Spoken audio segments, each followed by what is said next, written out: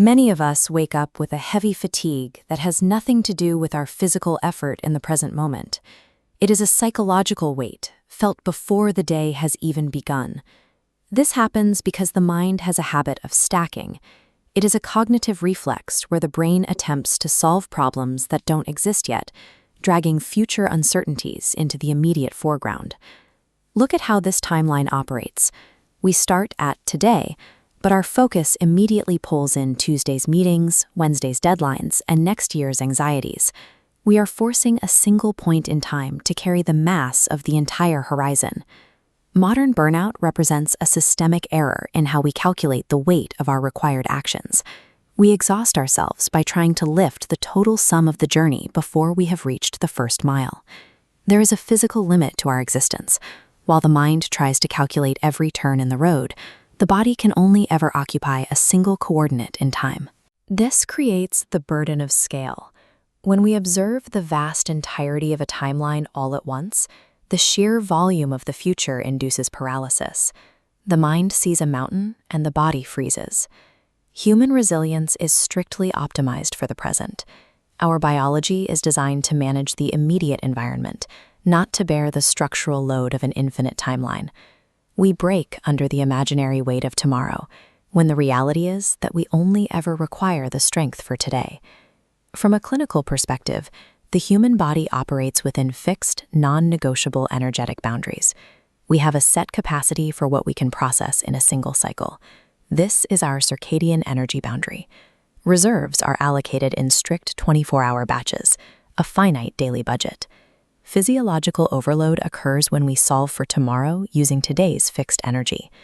The system fractures when we ask a 24-hour battery to power a 10-year projection. You do not have to carry all of tomorrow right now. Our actual requirement is far smaller than our perceived one.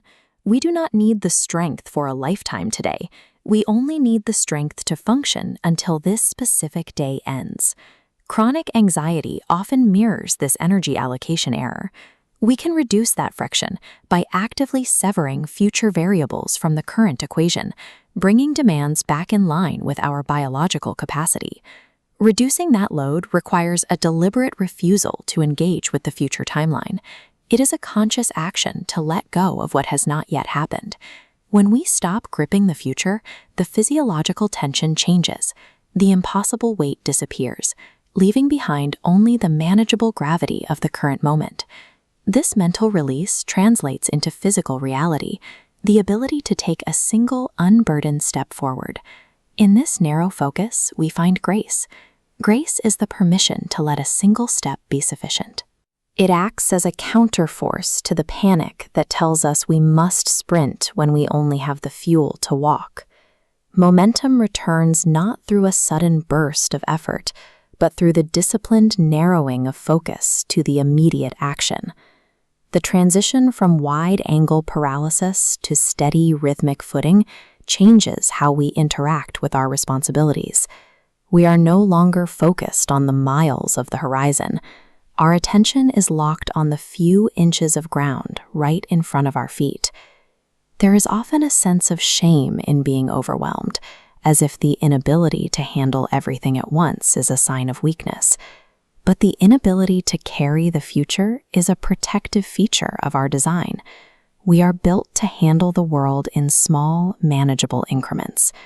This is the principle of present sufficiency. While we cannot hold the weight of a lifetime, we are completely equipped for the reality of a single day. I have enough strength for this day. We find a sense of steady progress by leaving tomorrow untouched until it becomes today. We simply take the next step,